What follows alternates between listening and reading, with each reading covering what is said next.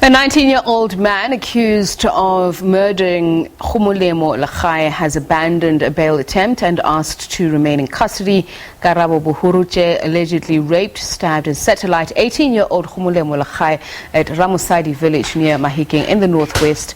She was buried today. SABC reporter Kakao joins us now from Mahikeng.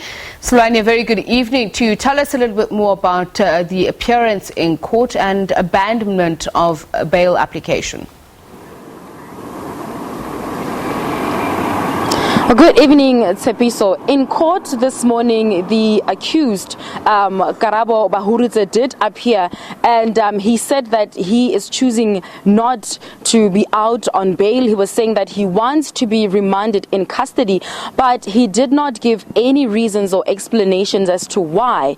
So he left, I suppose, people who were in court to guess the reasons why he chose to abandon bail application.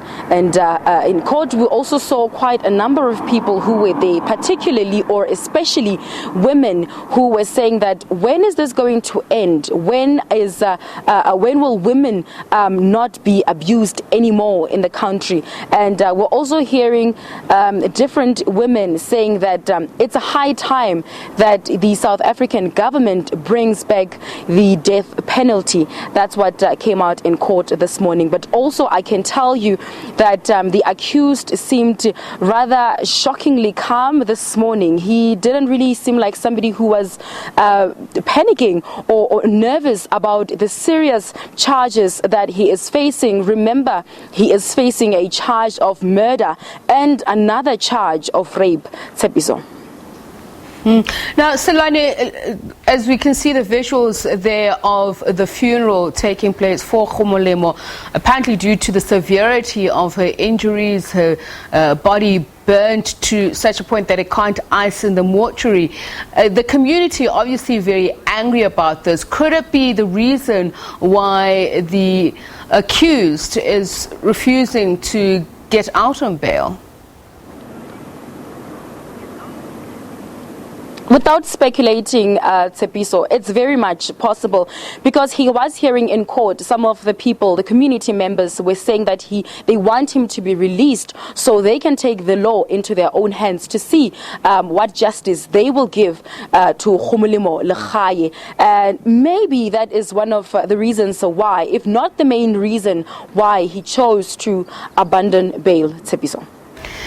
Let's talk about the accused and the victim. The father speaking about his daughter, saying that she was a lovely young girl who was responsible and he had a lot of hope for her.